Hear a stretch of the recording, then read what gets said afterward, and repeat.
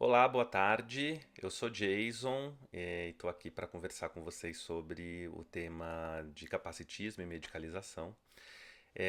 Queria primeiro começar lamentando profundamente que nem eu nem a Ariane estamos aí. A gente gostaria muito de estar para fazer essa conversa com vocês, mas infelizmente não foi possível por diferentes motivos, tanto por conta de financiamento, né, para a gente estar aí, quanto pelas demandas aqui, tanto do trabalho que a gente tem na Universidade 9 de Julho, mas também com as demandas da vida com o Benjamin, que é o nosso filho aí de um ano, a lindeza nas nossas vidas. E infelizmente não foi possível a gente estar aí, gostaríamos muito de estar. Também não conseguimos parar para gravar assim os dois falando sobre o tema aqui com vocês.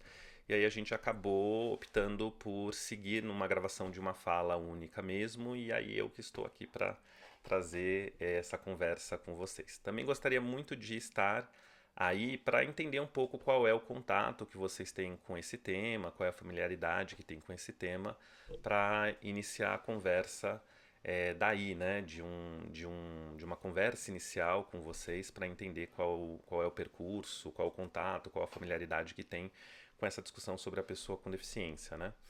Tanto eu quanto a Ariane, a gente dá aula no curso de psicologia da Uninove aqui em São Paulo. Eu sou fonoaudiólogo, mestre e doutor em educação e saúde na infância e adolescência pela Unifesp, formado pela PUC de São Paulo, né, na graduação, mas mestrado e doutorado na Universidade Federal de São Paulo. A Ariane, ela é psicóloga, né, formada aí em Salvador, inclusive, ela é mestre e doutora em educação pela UFBA. Então, é uma pena mesmo que a gente não esteja aí, gostaríamos muito de estar. Como não tenho como fazer esse contato inicial com vocês para saber e fazer um levantamento também de expectativas, né? A gente decidiu começar com um panorama histórico, né, sobre a deficiência. Então, não sei se o quanto vocês têm de familiaridade com esse tema, mas a deficiência ela já foi historicamente, né, interpretada de modos diferentes. Na história registrada, o mais comum é a deficiência ser compreendida a partir de uma leitura do sobrenatural, né? A maior parte da história da humanidade, as interpretações sobrenaturais sobre os fenômenos da vida humana foram as formas mais hegemônicas, né, de se pensar, não só em relação à deficiência, né, mas em relação às diferentes condições da vida humana, os diferentes fenômenos da natureza, né? Era muito comum que a explicação fosse de alguma forma passando por elementos sobrenaturais, seja por força de espíritos, por vontade de ser divino ou de seres divinos.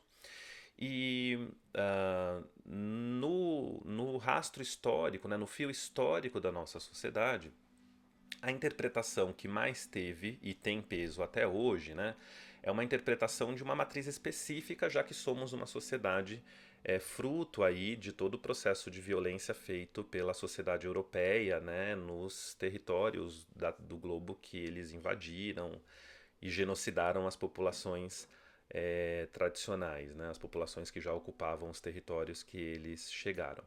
Eles chegam com armas, mas eles chegam também com a visão de mundo, né, dominante e hegemônica da sociedade deles. E, de certa forma, a gente tem uma série de permanências desse modo de pensar na nossa sociedade hoje. Então, embora a gente esteja num contexto brasileiro, né, muitas das permanências históricas que a gente tem vêm justamente de um modo de pensar dessa sociedade que no final das contas, além do genocídio todo que foi feito aqui, também organizou, né, a sociedade que se construiu em cima dessa violência toda.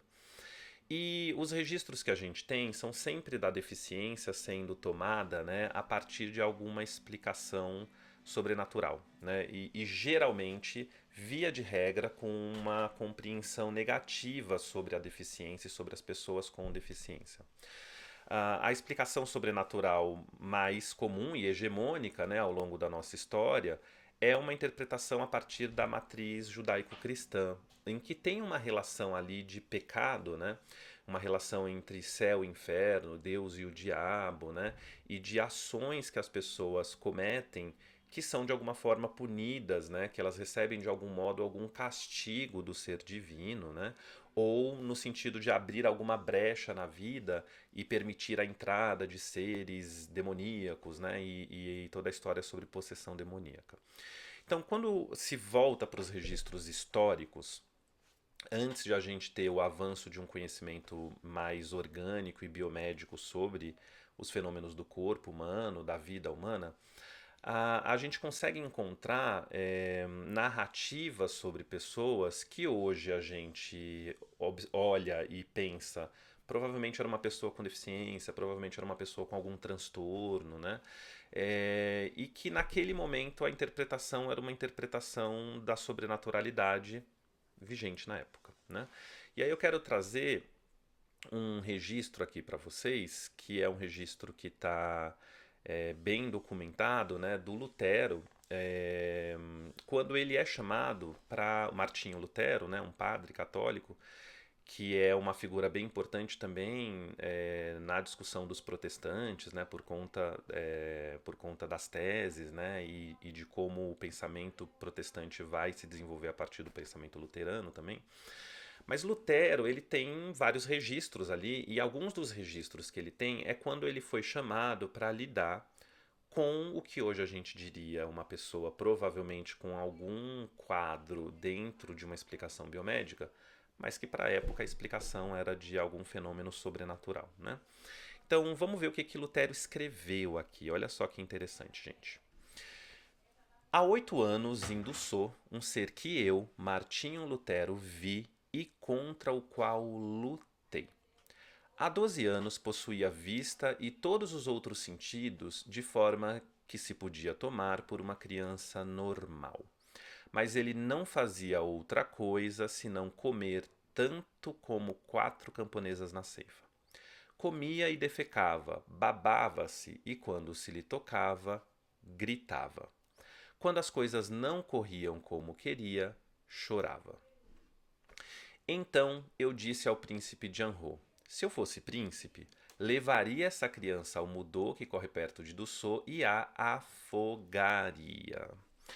Bom, vamos só fazer uma pausa aqui, né? A gente ouve isso, a gente se assusta, né? Como assim um religioso está propondo afogar uma criança? Veja, na interpretação da época e na interpretação feita pelo Lutero, ele está diante de uma possessão demoníaca que ele lutou, né? Quando ele fala isso, ele está dizendo que ele fez uma sessão de exorcismo, né? Era uma prática muito comum nesse período e até recentemente ainda é uma prática comum e feita, né, em algumas leituras mesmo da atualidade. Então, portanto, ele na leitura dele, ele não está lidando com um humano, né? Ele não está lidando com uma pessoa. E aí isso é muito importante de a gente destacar. É, a pessoa com deficiência não é vista como um humano a partir dessa interpretação, né? Já que ela é vista como um fruto de fenômenos sobrenaturais negativos, né? Então é Lutero que está escrevendo, mas essa é uma forma de pensamento bastante comum nessa época, né? A leitura hegemônica é essa. E a morte por afogamento que ele sugere é uma morte para este período, né, ali que é uma transição do século XV e do século XVI, era uma morte socialmente aceita, né? O mundo medieval, né? Lutero está ali no final, ali, né? Nos últimos suspiros do mundo medieval. A morte por afogamento, ela era considerada uma morte moralmente aceita até pela simbologia cristã, de passagem pelas águas, do batismo pelas águas, né? Então, não olhando com os nossos olhos de hoje, mas olhando tentando fazer um exercício de compreender o que estava se passando, né, na leitura daquela época, seria uma forma de apaziguar o sofrimento do espírito, né, que foi ali contaminado pela possessão demoníaca, né? Hoje, certamente, nenhum religioso faria uma proposta dessa, né, de afogar alguém, já que essa sociedade que a gente vive não compreende, né, essa prática como uma prática moralmente aceita, ela vai ferir princípios da nossa sociedade. Mas ali, naquela época, não feria nenhum princípio, muito pelo contrário, né? Então, não há nenhum constrangimento, inclusive, do Lutero registrar isso, né? E precisa ficar muito claro, eles não estão lidando com um sujeito visto como humano, não com uma pessoa, né? Do ponto de vista dessa interpretação e dessa leitura da época, é um não humano, né? É um não cidadão. Isso fica muito claro na sequência do registro, porque Lutero vai seguir dizendo o seguinte, ó. Mas o príncipe de Anjou e o príncipe de Saxe, que se achava presente, recusaram seguir o meu conselho. Então eu disse: Pois bem, os cristãos farão orações divinas na igreja, a fim de que o nosso Senhor expulse o demônio. Isso se fez diariamente em Dussault e o ser sobrenatural morreu nesse mesmo ano. Veja, Lutero está deixando muito claro que ele entende essa criança como um ser sobrenatural, né? Então, como um não humano. Quando a gente considera a sobrenaturalidade, a gente está considerando como coisas não humanas, que não é da ordem do humano. Portanto, a deficiência, e não é só nesse registro, é o que eu estou trazendo, né? Mas a história sobre a deficiência vai mostrando como as pessoas com deficiência não eram vistas como humanos. Já vou fazer um spoiler aqui. Hoje a gente tem a nossa versão disso, que é quando a gente diz que eles não são pessoas normais, né? Quando a sociedade vai dizer que existem os normais e os deficientes, né? Tanto que alguns de vocês podem até ter dificuldade de falar sem vir com a palavra normal, né? Hoje a gente tem uma outra leitura, uma outra interpretação, mas a gente também faz uma separação, né, em relação a quem seriam os cidadãos, né, as pessoas dentro de um padrão de normalidade e quem seriam aqueles que desviam dessa norma, desviam desse padrão. A nossa interpretação hoje é outra, o nosso modo de compreender é outro, mas a gente mantém algo muito similar ao que era trazido nos registros históricos até os séculos mais próximos da gente, que é a culpabilização da pessoa com deficiência, né? Então, de algum modo, essa interpretação sobrenatural responsabiliza também a pessoa com deficiência pelo que está acontecendo, pela natureza do que aconteceu, né? De alguma forma essa pessoa cometeu algo que feriu elementos do ser divino ou dos seres divinos e portanto ela estaria sendo castigada, né? Ela ou seus pais, seus antepassados ou em outras leituras em vidas anteriores, em outros planos essa pessoa estaria ali recebendo alguma forma de castigo, de karma, né? Então, portanto, é uma forma de culpabilização. A gente não pode perder de vista isso. É um elemento de culpabilização. E aqui a gente tem a primeira relação que precisamos destacar em relação ao processo de medicalização. Já que a medicalização ela é um fenômeno bem amplo que se volta para o indivíduo, né? Busca no indivíduo algum traço, algum elemento que justificaria, né, que serve como modo de responsabilizá-lo pelo que a gente está observando, pelo processo que a gente está tentando compreender. Existem várias formas de fazer esse processo de culpabilização e de responsabilização, né? A leitura sobrenatural ela é uma delas também, né? Já que parece que não é, né? Dá uma ideia de que não, porque é um divino, tira, né? Aparentemente tira do humano, mas mantém ali o peso sobre o que esta pessoa fez, sobre o que ela decidiu, sobre o que ela cometeu ou sobre o que os seus antepassados teriam feito e, portanto, ela estaria sendo punida de algum modo, né? Aí a gente tem mais um elemento importante que está dentro do capacitismo, que é outro conceito que a gente também pensa aqui nessa relação. Veja, o capacitismo ele é um preconceito estrutural contra a pessoa com deficiência, né? Então, quando a gente considera a, a, a relação dessa sociedade com as pessoas com deficiência, a gente tem um preconceito estrutural que é justamente aquele que vai dizer que as pessoas com deficiência são inferiores de algum modo, têm capacidades de algum modo, né? E aí a gente tem nas próprias definições sobre o que é o capacitismo, né? Justamente a compreensão de que ele parte de uma leitura de que as pessoas com deficiência são incapazes de algum modo, né? Seriam inválidas de algum modo. Veja, a leitura do sobrenatural invalida a condição humana a partir da interpretação sobrenatural, né? Então é um ser não humano, né? Hoje a gente vai fazer essa leitura do capacitismo a partir de interpretações do orgânico, que é para onde a gente vai caminhar.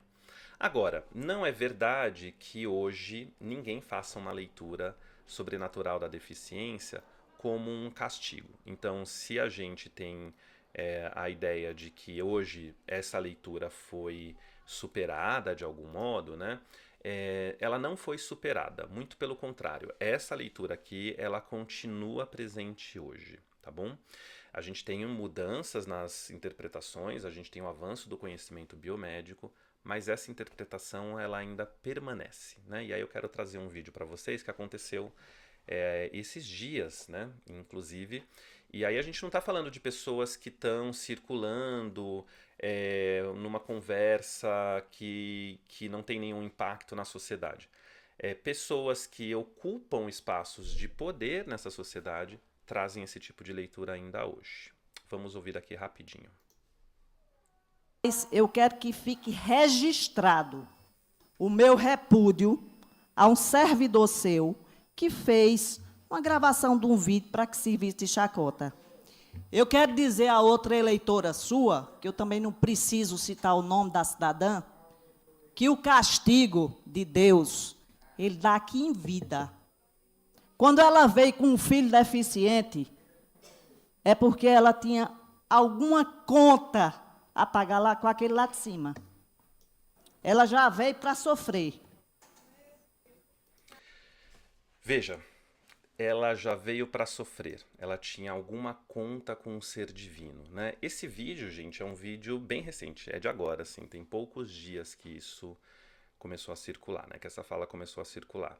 Então, a leitura lá de trás, né, de séculos anteriores, ela ainda se faz presente, né? A gente ainda tem as pessoas considerando a deficiência como um elemento de castigo. E veja, quando esse tipo de fala aparece, né, de que a pessoa está pagando algo que ela fez, e o castigo dela, a punição dela, é uma deficiência sobre ela ou uma deficiência sobre seus descendentes, isso é uma leitura profundamente capacitista, né? É uma leitura profundamente problemática da nossa sociedade, porque fica muito claro que a deficiência ela é vista como um aspecto absolutamente negativo, como uma condição absolutamente indesejável para a vida humana e como alguém que não deveria estar, né, na vida humana, né? Só por castigo, só por punição é que isso aconteceria. E veja, é uma forma de culpabilização, né? Então a gente tem aqui uma leitura que se volta para o indivíduo, mesmo numa interpretação do sobrenatural. Então a culpabilização da pessoa com deficiência ela é a tônica da história da pessoa com deficiência e do capacitismo, que é esse preconceito contra as pessoas com deficiência, mesmo antes de outras formas de conhecimento avançarem, né, na nossa sociedade. Veja, embora essa fala seja de hoje, né, é ali a partir do século XVI para frente que uma outra interpretação sobre a deficiência ganha corpo, né, que é uma interpretação mais biomédica, né, uma interpretação mais orgânica sobre a deficiência. Ela vai ascender no momento em que a gente tem ali uma certa atenuação da leitura religiosa, ou pelo menos uma atenuação do poder, né, da igreja, que já foi ali o maior poder bélico, militar, econômico e político, né, da Europa. Do século XVI para frente, várias mudanças acontecem e uma delas é uma certa atenuação tanto da força, né, política da igreja, como também da força das suas leituras, né, sobre a vida humana. E o mundo ocidental, né, vai caminhar para um avanço de uma interpretação mais orgânica sobre a vida. É importante destacar que tem essa mudança, vai sair de uma interpretação sobrenatural, sair parcialmente, como a gente viu aqui já nesse vídeo, e sai um pouco, atenua e começa a avançar e ganhar força uma interpretação orgânica. a deficiência vai deixar de ser vista como um castigo, mas isso é meramente um deslocamento da interpretação. Porque a culpabilização da pessoa com deficiência, né, do corpo do indivíduo, né, vai se manter. Então, ali ao longo do século XVI, XVII, a gente tem o avanço de um pensamento, né, mais orgânico e uma interpretação mais orgânica sobre a vida, em que a deficiência começa a ser vista como fruto de fenômenos, na verdade, naturais da vida, né? E entendida como alguma forma de fatalidade, né? E, portanto, como um problema médico, não mais como algo do sobrenatural, né? Então, não é por intervenção divina, não foi por castigo, não foi por pecado, não foi porque essa pessoa abriu espaço para demônios na vida, mas por alguma fatalidade orgânica, quando nasce hereditária ou congênita, ou quando adquire por alguma sequela de alguma doença ou por algum evento traumático, algum acidente, né, que possa ter resultado numa sequela de deficiência, que se torna, né, uma deficiência na vida do indivíduo.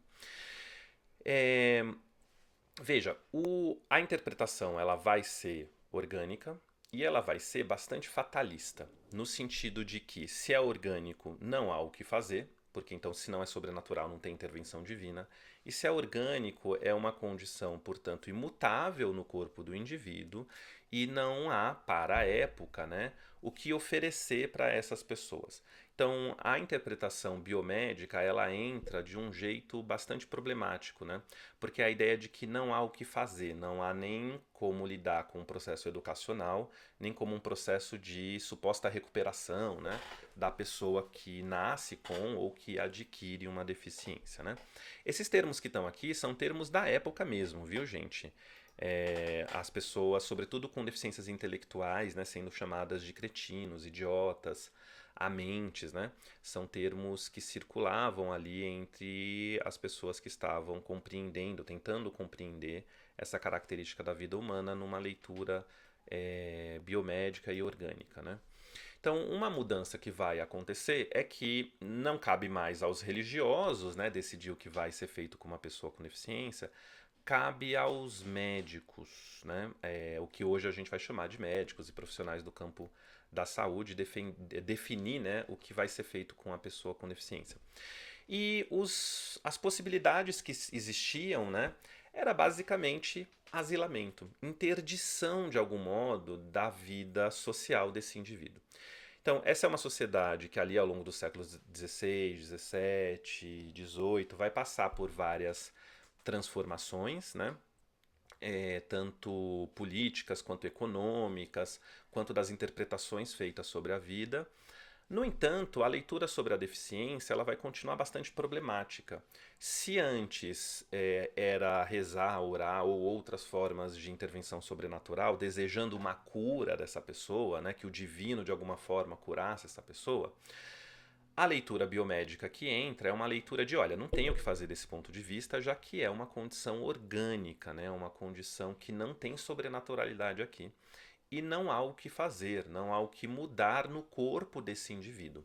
Portanto, a solução é retirá-lo, não é afogar. Veja, Lutero não conseguiu tirar, expulsar o demônio, então ele sugere afogar. Os médicos ali, o conhecimento biomédico ao longo dos séculos seguintes, não tem também o que dispor para essas pessoas com deficiência e, portanto, sugere a retirada delas da sociedade, né? É uma solução que parece menos problemática porque não tem a morte física do indivíduo, mas você impede esse indivíduo de ter vida em sociedade, né? Você impede esse indivíduo de viver, no final das contas, já que o humano ele é um ser que vive em sociedade. Então, as pessoas com deficiência, e não só pessoas com deficiência, né? Mas as pessoas com deficiência vão estar entre os grupos que serão asilados, confinados, e aí vocês sabem muito bem, tem um vínculo muito grande com a história da loucura, né, com os hospitais psiquiátricos, os manicômios, né, como isso vai ascender muito ao longo desses séculos que vão caminhar até chegar bem coladinho na gente, em que até hoje a gente tem instituições que se destinam a essa característica de confinar o indivíduo, né, que são instituições tem um conceito do Goffman, né, sobre isso, que são as instituições totais, né, que são as instituições em que a vida do indivíduo não acontece fora dos muros daquela instituição, né? Ele é asilado, confinado. Então, as pessoas com deficiência tinham como destino, né, mais comum, a partir do momento que entra a leitura biomédica, esse tipo de, de destino, né? E aí, por que que eu falei que a narrativa desloca, mas a centralidade que culpa a pessoa com deficiência se mantém? Essa visão, ela mantém a ideia de que você tem ali um corpo de algum modo falho, que falhou, um corpo de algum modo inútil, né? Não é na ideia da sobrenaturalidade, mas é na ideia de um elemento orgânico falho e de alguém que seria inútil para a vida, já que não haveria nenhuma técnica, nenhum método, nenhuma possibilidade de intervir para mudar aquela condição. Portanto, a fatalidade não é mais sobrenatural, é uma fatalidade orgânica. E o corpo, a pessoa com deficiência, continua sendo, né, a única responsável pelas obstruções que ela vive. E já que não tem como lidar, não tem o que fazer, não tem o que ofertar para corrigir esse corpo, né?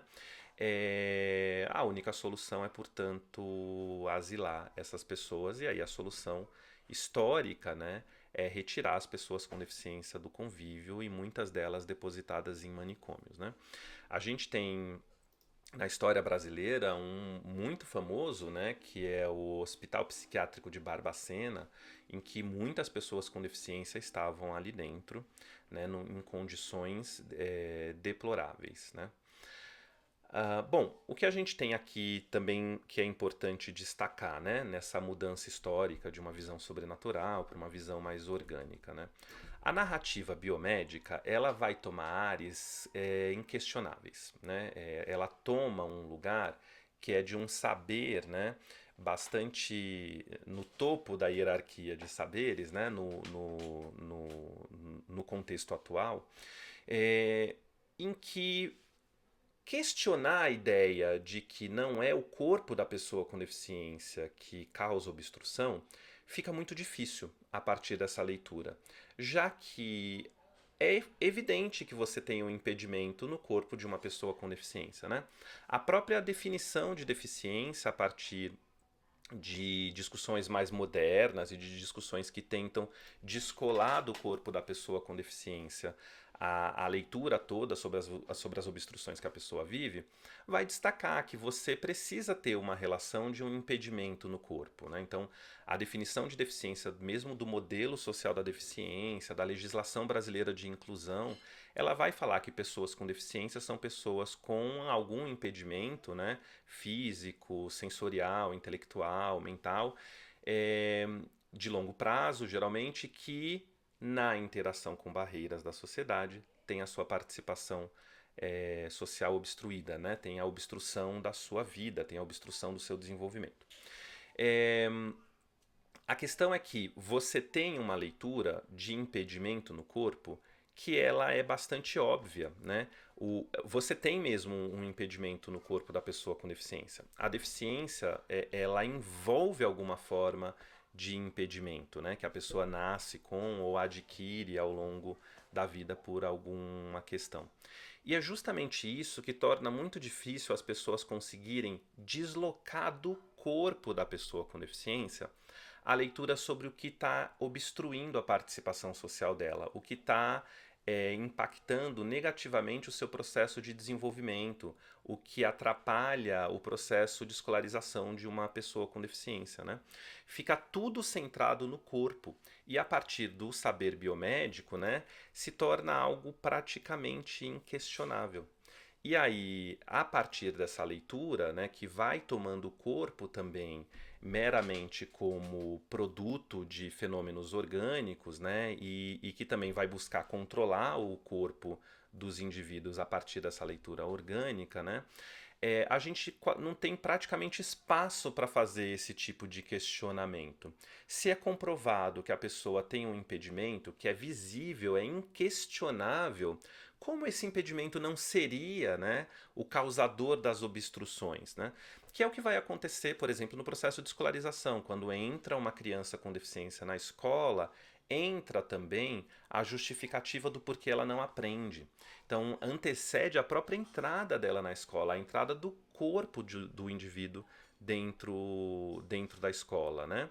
É, e fica parecendo, não sei se está claro para vocês, mas fica parecendo que não tem outras coisas para serem olhadas, né? O grande problema dessa visão é justamente o fato de que ela dá um caráter muito difícil de você descolar do corpo, já que é inquestionável que tem mesmo um impedimento, né? Uma pessoa com uma cegueira, e é verdade que o elemento sensorial para enxergar, né, quando a gente considera um sentido humano, esse sentido humano não está presente, né?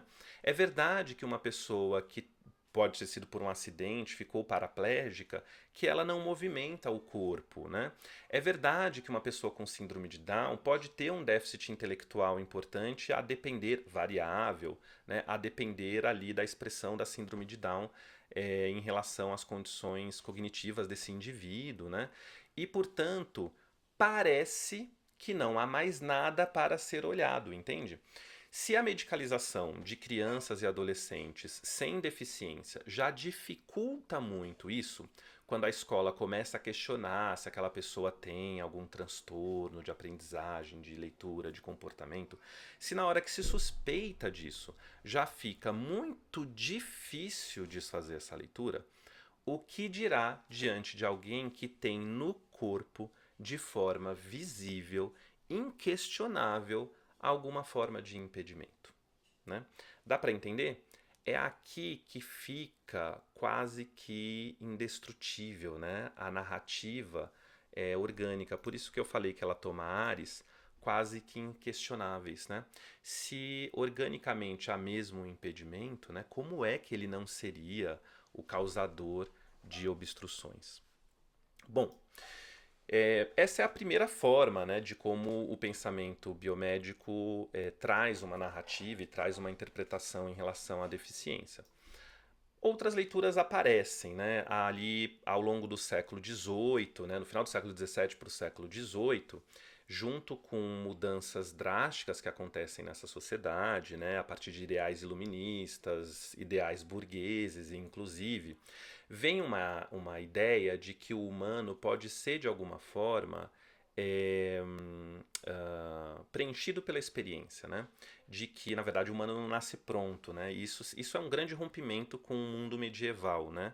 Com a leitura do mundo medieval, que os humanos nasceriam prontos, inclusive, para ocupar os postos que ocupam, né? Então, o nobre nasce nobre, o rei nasce rei, o camponês nasce camponês, né? Isso vai mudar ao longo do tempo, até chegar nas leituras que a gente tem hoje, em perspectivas bastante problemáticas, inclusive disso. Mas o fato é que tem uma nova interpretação sobre a possibilidade do humano ser preenchido pela experiência. E isso, de alguma forma, até é trazido assim para a pessoa com deficiência, né?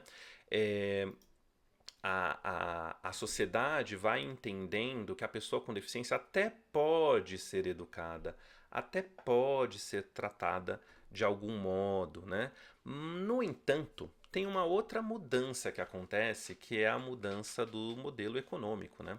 A sociedade que se forma numa sequência longa ali do final, né, do período medieval, até a gente constituir uma sociedade já num modelo capitalista, né? É uma mudança muito drástica, né, que envolve as mudanças políticas, as mudanças econômicas, as mudanças nas interpretações de mundo, né? E a gente caminha de um mundo que é da nobreza, né, por uma sociedade que é uma sociedade organizada a partir dos pensamentos da burguesia, e também com alguns ideais que são alguns ideais protestantes, né? E eu vou retomar um pouquinho a fala do Lutero lá atrás.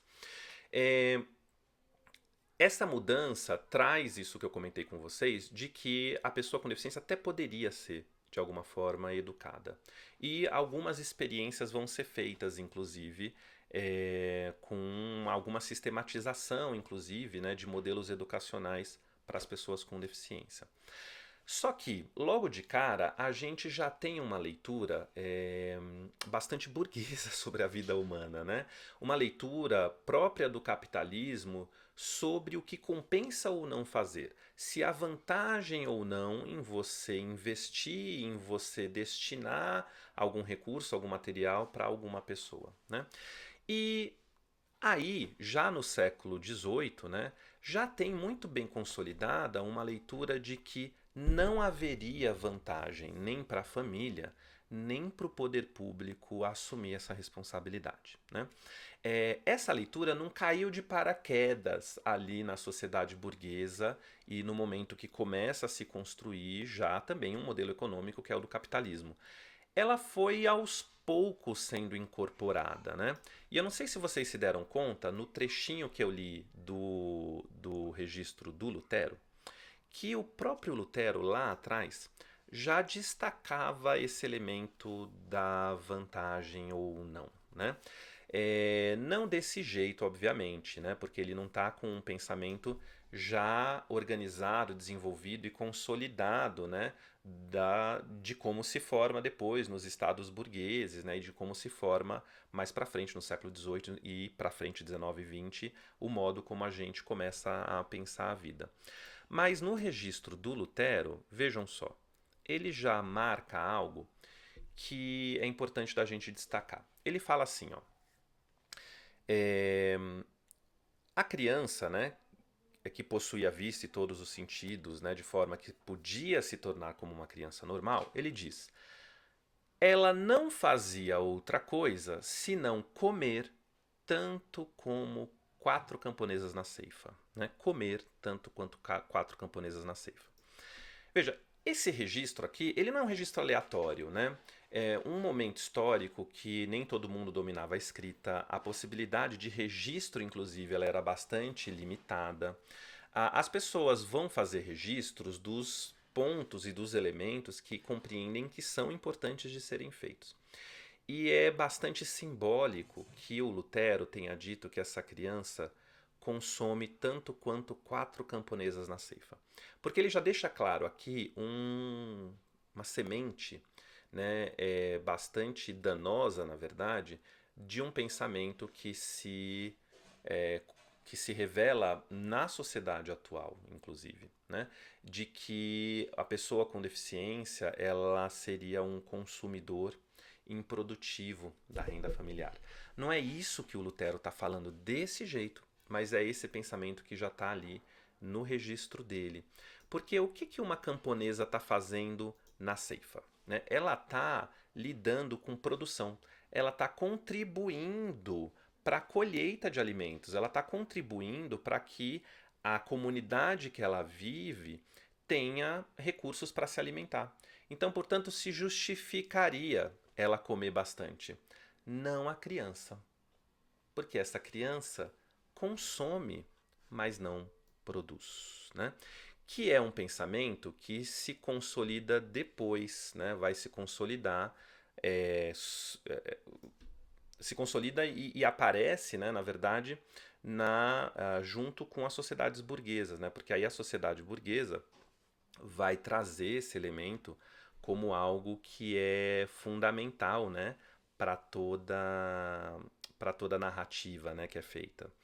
Portanto, quando séculos depois a ideia é de que até a pessoa poderia ser tratada, né, poderia ser educada, mas não haveria vantagem, é uma leitura que já está bem estruturada quando ela aparece. Do Lutero até chegar nos estados burgueses, esse pensamento já se consolida, né? E ele é um ideal muito comum dessa sociedade, né? O valor do homem está no que ele produz, inclusive. Se ele não produz, ele não é um indivíduo valorizado nessa sociedade que a gente vive. Portanto, percebem como a narrativa vai deslocando, o modo como a gente valoriza, inclusive, elementos humanos vão se deslocando, mas a ideia de que a pessoa com deficiência não corresponde ao que é o humano e ao que é humano que é valorizado, ela se mantém. porque a pessoa com deficiência, nesses estados que se formam, né, nessa sociedade que se consolida, né, numa estrutura burguesa, num capitalismo comercial nesse período, é a leitura de que a pessoa com deficiência ela é inútil para a lavoura, ela é inútil para o trabalho e ela seria inútil também para os novos meios de produção que vão se formar ali na sequência, né? Porque a gente também vai ter revolução industrial. Então, portanto, não haveria vantagem em ofertar para a pessoa com deficiência nenhuma possibilidade de desenvolvimento, né? E aí vai se manter, na verdade, as estratégias de exclusão, de asilamento das pessoas com deficiência.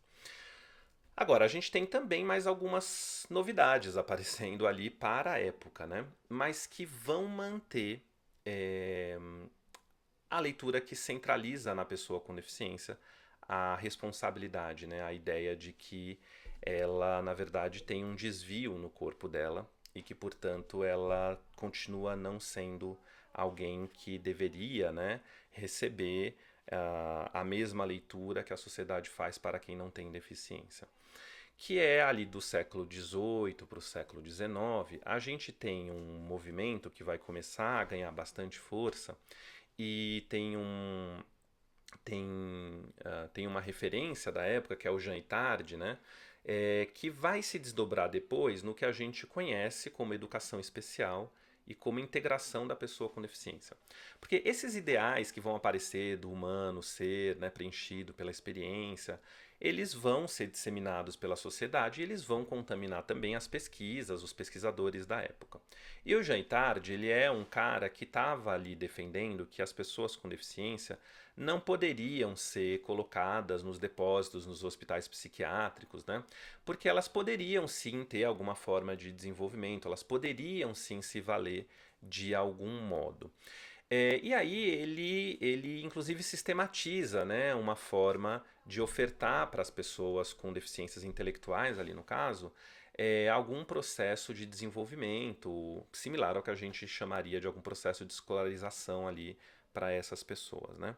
Então, o Jean Itard, ele é considerado um dos primeiros teóricos da educação especial, em que ele vai propor, né, uma forma de educação que é uma forma de educação em separado, inclusive. Que é você não deposita essas pessoas em manicômios, em asilos, né, em hospitais psiquiátricos, você colocaria elas em instituições para pessoas com deficiência, na época, para as pessoas tidas como amentes, inclusive, né, os termos que eram usados na época. E elas ali receberiam alguma forma, né, receberiam algum investimento para elas serem adaptadas de algum modo, para elas serem normalizadas de algum modo. Vejam, essa leitura aqui do Jean Itard, ela pode parecer uma novidade muito interessante e muitas pessoas podem ficar seduzidas, inclusive, né, a entender essa leitura como uma leitura adequada. Eu já quero dizer para vocês que esse modelo, né, ele é um modelo que vai vigorar ali do século XIX e século XX.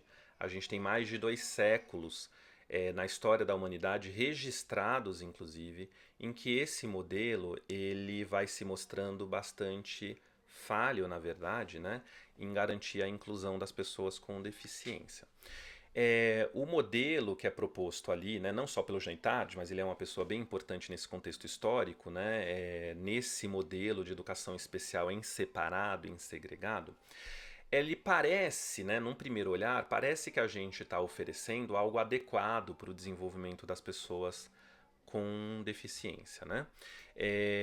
E o trabalho dele vai culminar, como eu falei, no modelo de educação especial e no que a gente chama, né, de integração social da pessoa com deficiência, que tem aí do século XIX ao longo de todo o século XX uma grande difusão, né, muito utilizado e chega até bem recentemente. A gente vai mudar bem no início do século XXI, na verdade, é que a gente vai começar a ter uma proposta mais evidente nas legislações, né, de inclusão da pessoa com deficiência, que é algo bastante diferente de integração da pessoa com deficiência.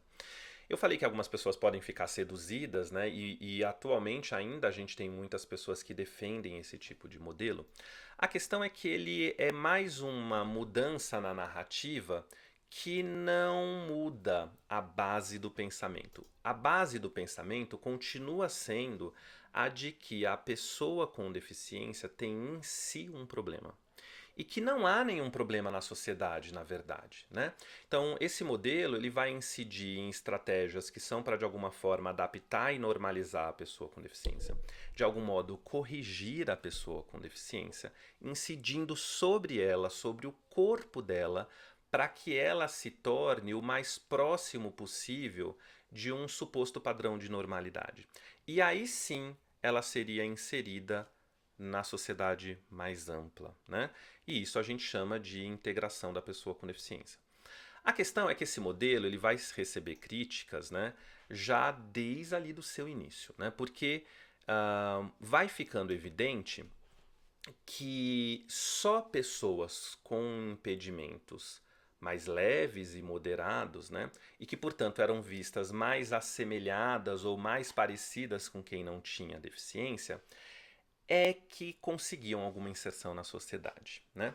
E isso contribuiu de forma muito danosa para a ideia de que teriam pessoas que conseguiriam se adaptar mesmo e viver em sociedade e que teriam pessoas com condições tão graves e tão problemáticas no seu corpo que elas é que não conseguiriam se inserir na sociedade, né? Essa perspectiva, ela no final das contas, ela não tem nenhum compromisso com olhar para a sociedade, né? Com se voltar para quais processos construídos pela nossa sociedade que obstruem a vida da pessoa com deficiência, né? Que atravancam o desenvolvimento e a participação social das pessoas com deficiência. Portanto, a integração e mesmo o modelo ali de educação especial que é pensado dessa forma, né, ele não tem um compromisso com mudanças sociais, com mudanças estruturais da nossa sociedade. E se volta para o mesmo elemento da culpabilização das pessoas com deficiência.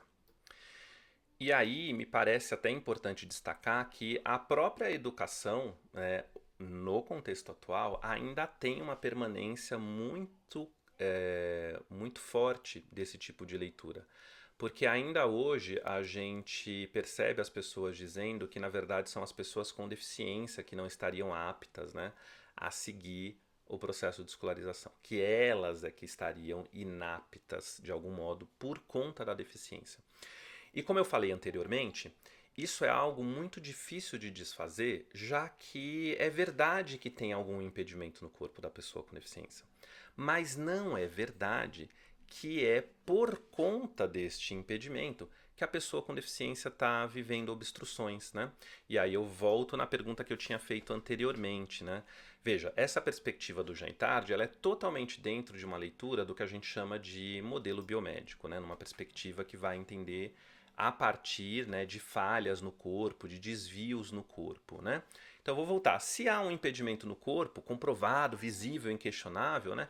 Como é que ele não seria o causador dessas obstruções, né? E como é que a gente, então, não incidiria nessa adaptação, né? Que é justamente o que o modelo de integração da pessoa com deficiência buscou fazer ao longo dos séculos XIX, século XX e mesmo início do século XXI, incidindo sobre adaptações no corpo da pessoa e mesmo assim não resultando, na outra referência que eu coloquei aqui, na inclusão das pessoas com deficiência. Ao contrário, mantendo a maioria das pessoas com deficiência excluídas, né, da sociedade, excluídas dos espaços sociais. E aí, isso ainda está presente até hoje na nossa sociedade, né? Isso ainda está presente em leituras dentro da própria escola, já que mesmo ali nos anos 90 a gente tem alguns documentos e algumas legislações que por vezes esbarram nessa ideia de que a pessoa é que não estaria apta para seguir o processo de escolarização dentro do currículo regular, dentro da escola regular. E, bem recentemente, ali em 2020, a gente teve uma tentativa, né, de retirar a perspectiva inclusiva da legislação brasileira, né? Então, eu quero voltar para a gente pensar a relação disso com o processo de medicalização. Por quê? Na medida em que a gente vai avançando ao longo da história, nas mudanças de leitura, nas interpretações que são feitas, não há uma mudança em relação a onde está o foco da leitura de problema, de onde está o problema, né? Vai sendo mantida essa centralidade no corpo da pessoa com deficiência, até bem recentemente, né? Então, a Lígia Assunção Amaral, que é uma autora bem importante, vale a pena vocês conhecerem, tem um documentário, inclusive, do CRP de São Paulo sobre a vida e obra da Lígia Assunção Amaral. Lá em 1998, ela tem um texto, né, que chama Sobre Crocodilos e Avestruzes, falando de diferenças físicas. Não vou lembrar o texto todinho, o título todinho, né, mas o início, né, do texto dela é falando sobre crocodilos e avestruzes, falando de diferenças físicas e deficiência. Ela vai afirmar que um dos grandes complicadores para a gente conseguir pensar a deficiência, né, como uma condição humana, né, como uma característica humana, é justamente o processo de medicalização. Ela vai usar o termo patologização ali, né, na discussão dela, né? Ela vai falar, olha, a patologização do desvio, ela é um grande complicador, já que ela é uma moeda corrente na nossa sociedade. E aí, uma pausinha para a gente pensar aqui, né? Medicalizar e patologizar são sinônimos, né? Veja, a Lígia Assunção Amaral escreveu em 1998, então, portanto, ela escreve ali num momento que a própria discussão sobre o processo de medicalização ela era muito mais contida a alguns contextos acadêmicos, e hoje a gente tem aí, muito em função também do trabalho de movimentos como o Fórum sobre Medicalização, né? Uma grande disseminação dessa discussão e desse conceito na sociedade brasileira e mesmo internacionalmente, né? A gente tem hoje uma difusão muito maior desse debate, né, dessa discussão sobre medicalização. É muito comum que esses termos sejam usados de forma polissêmica, né, com vários sentidos e por vezes como sinônimos, né?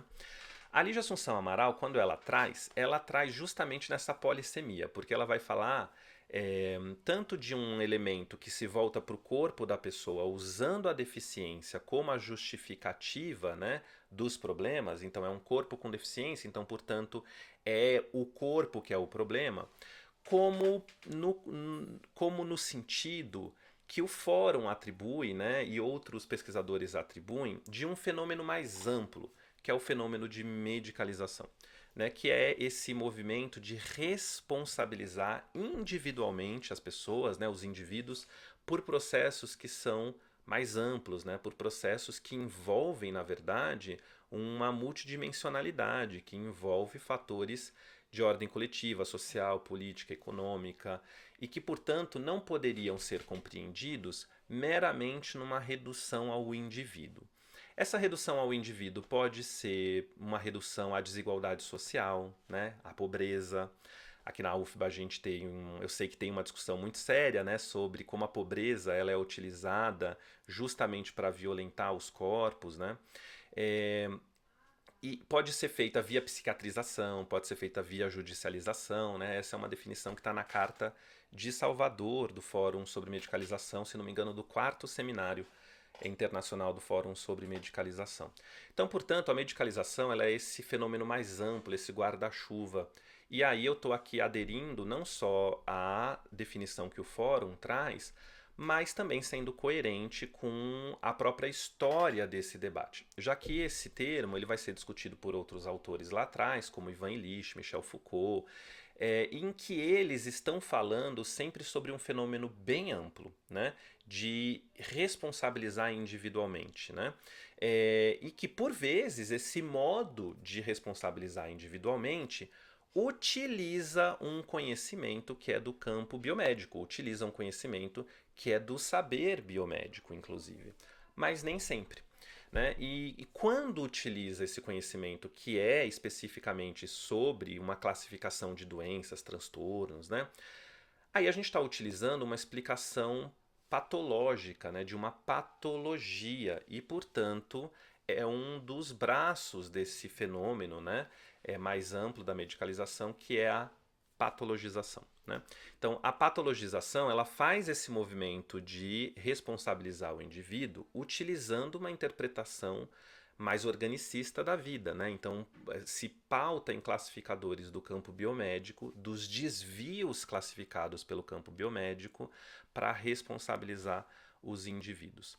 E é justamente nesse sentido que a Lígia Assunção Amaral destaca como o complicador em relação à deficiência, já que a deficiência envolve mesmo um elemento ali de um impedimento vinculado a uma característica orgânica, né? Vinculado a alguma forma de desvio. A própria autora vai falar no desvio presente na deficiência como uma diferença significativa. Mas isso não significa que é por conta do impedimento no corpo da pessoa que as obstruções acontecem, que ela vive restrições de participação na sociedade. E é justamente aqui onde a gente tem esse processo, né, da medicalização dificultando muito, né, o lugar mais amplo de responsabilizar o indivíduo, tornando muito difícil. Porque a gente tem esse raciocínio de buscar responsabilizar individualmente. A gente tem esse raciocínio de quando a gente encontra algo no corpo, do ponto de vista orgânico, a gente dá um nome para isso, né, de alguma patologia. E a pessoa com deficiência tem efetivamente algum impedimento que é percebido, lido do ponto de vista orgânico, algum impedimento físico, sensorial, intelectual ou mental, na própria definição da deficiência mais aceita atualmente, né, a partir do modelo social e das legislações que a gente tem, tanto internacionais, como a Convenção Internacional das Pessoas com Deficiência, como a Lei Brasileira de Inclusão, né, que é o Estatuto da Pessoa com Deficiência. Portanto, como é verdade que existe algum impedimento, o modo da gente entender a vida humana medicalizada e no seu braço patologizado torna muito difícil considerar a deficiência como parte da vida humana, né? Como parte de uma condição humana que também é impactada por múltiplos fatores, né? E aí o que a gente tem é a medicalização da deficiência virando uma aliada muito perversa do capacitismo, né? E aí o que a gente tem, né, é a medicalização da deficiência, né, se tornando uma aliada histórica da manutenção do capacitismo. Porque as pessoas começam a achar que a leitura que ela está fazendo não é uma leitura que parte de um preconceito contra a pessoa com deficiência histórico, que tem permanências desde coisas de antes lá do registro do Lutero, né? E vem atravessando séculos da nossa sociedade, entendendo as pessoas com deficiência como sujeitos não humanos, como sujeitos de alguma forma, né? Tendo vivido, tendo feito algo, né? Que teria.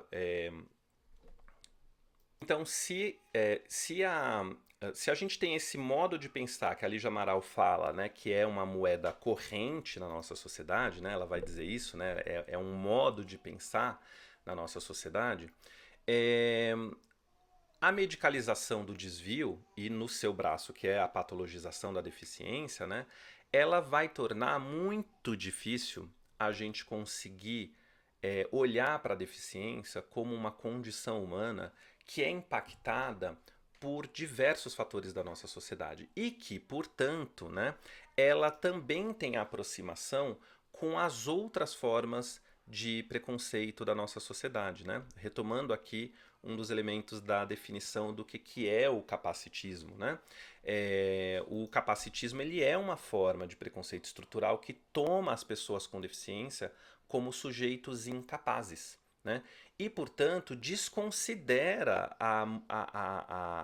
os diferentes elementos que podem obstruir a vida de uma pessoa com deficiência, né? Fica tudo voltado para o corpo, né? Fica tudo localizado no corpo.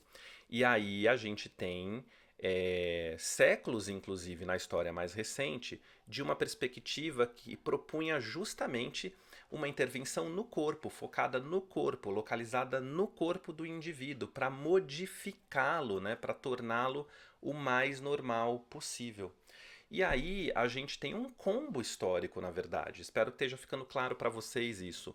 A gente tem muitos elementos ao longo da história que vão estruturando uma leitura de que, se não há mudança ali no corpo do indivíduo, né, e só alguns se aproximariam, que é o que aconteceu ao longo de toda a história da integração social da pessoa com deficiência, né, é porque então, de fato, efetivamente, né, a gente tem no corpo da pessoa com deficiência um problema e não haveria, né, o que lidar na nossa sociedade. A gente ainda hoje tem muita dificuldade de compreender que o que mais obstrui a vida das pessoas com deficiência não é a deficiência, não é o corpo dela, né?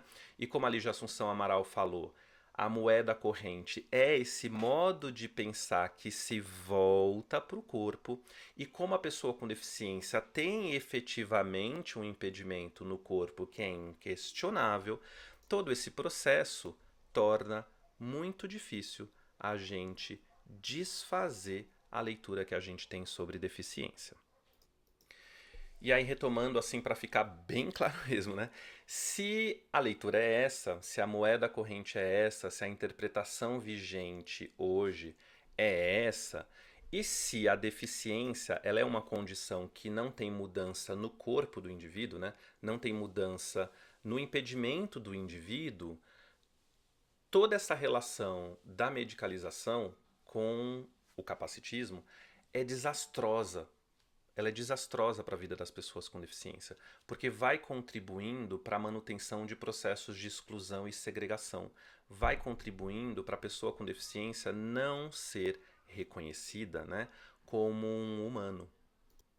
E a questão é que o nosso modo atual de fazer a leitura do não humano é a leitura do não cidadão, né? Do indivíduo que não é um cidadão, que não participa, né, dos processos que essa sociedade constrói, né, para quem é visto como um cidadão, né? Então a própria entrada da pessoa com deficiência na escola, ela é questionada até hoje, né? As pessoas ainda hoje questionam a entrada de pessoas com deficiência dentro das escolas, né?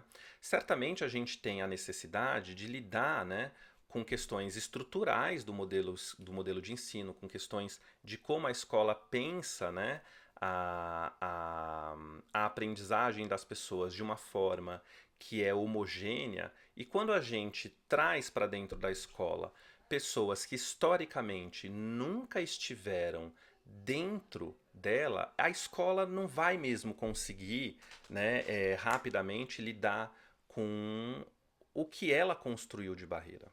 E, portanto, ela se volta para o corpo do indivíduo. Ela se volta para dizer, mas esse cara não pode mesmo estar aqui dentro, porque, veja, ele tem um impedimento dentro do corpo, né? Hoje, a gente tem algumas visões, né, a gente tem definições que tentam romper com essa leitura, com esse viés medicalizante capacitista da deficiência, né? A gente tem uma reorganização desse debate a partir do modelo social da deficiência, que vai entender a deficiência numa outra relação, né? Então, as definições que a gente tem na legislação, tanto nacional quanto internacional, em debates que vêm aí, não são recentes, né? São debates que vêm já há bastante tempo, desde a década de 60 e 70 já se tinham debates sobre a deficiência ser percebida a partir de uma interpretação mais social da vida, né? E aí a leitura que se convencionou a chamar de modelo social, né, é a de que a deficiência ela se constitui na interação de alguém que tem um impedimento com barreiras que são de diversas ordens, né? Então é uma das primeiras formas que a gente tem de interpretar a deficiência como algo que não é localizado no corpo do indivíduo, né? Como algo que não é algo causado pelo corpo do indivíduo.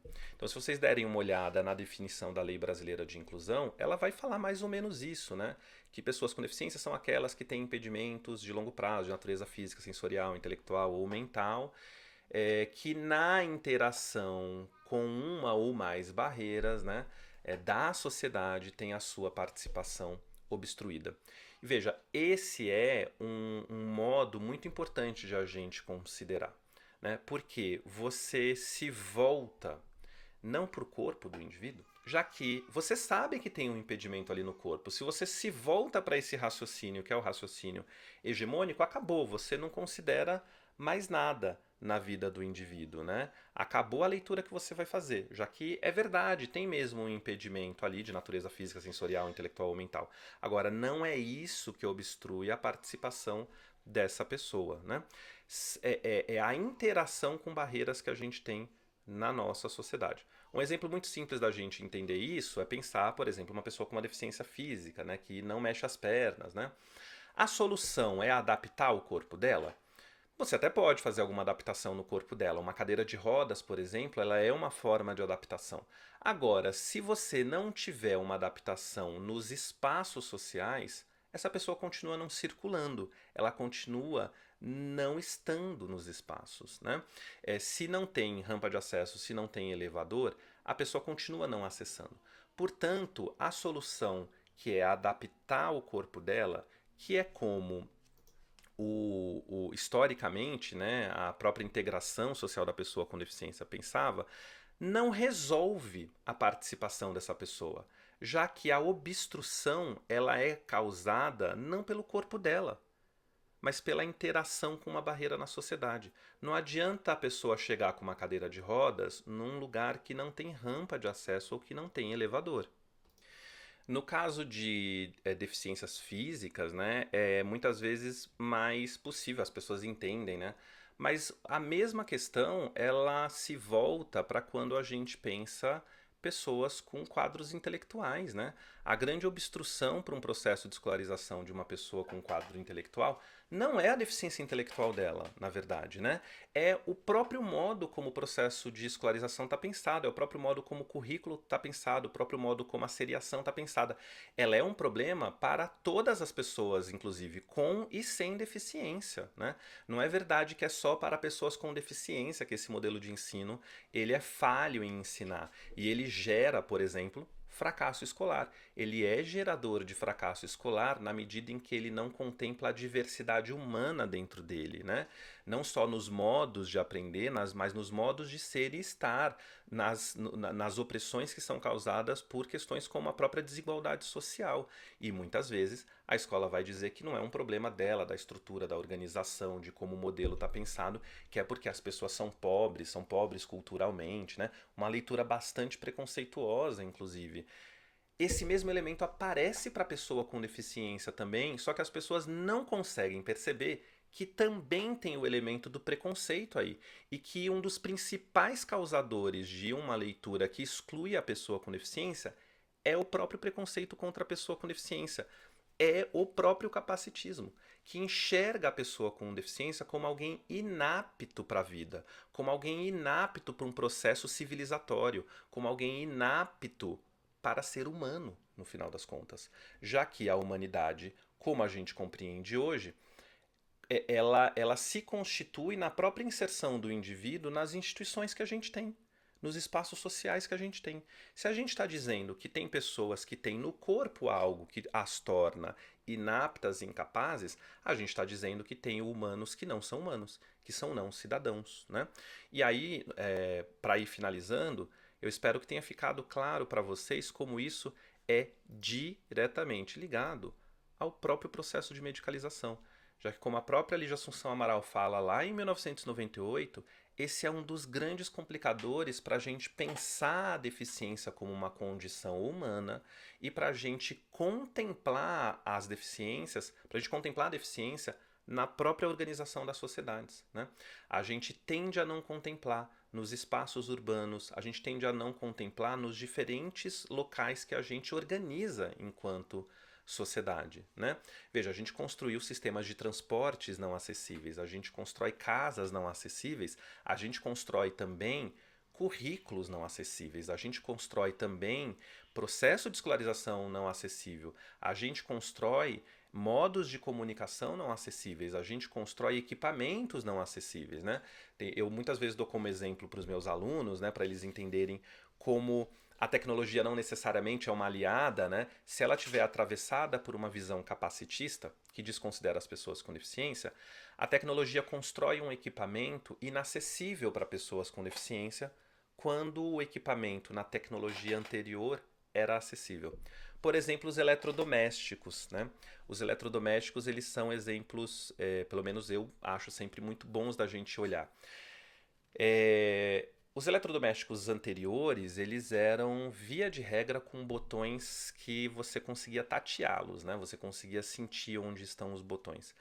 E podem reparar que é muito comum a gente ter atualmente eletrodomésticos, equipamentos de audiovisual que não têm botões que são sensíveis, né? Eles são sensíveis ao toque, mas eles não permitem a percepção de onde eles estão. É nesse sentido. Esses botões de touch, né? Que está atualmente em televisão, em micro-ondas, em air fryer, em liquidificador, né? Muitos dos equipamentos que antes eles eram acessíveis, eles se tornaram não acessíveis, né? Para pessoas, por exemplo, com cegueira, que dependem de uma referência tátil, né? Para que elas consigam saber onde está o botão, né? A tecnologia anterior, ela permitia isso.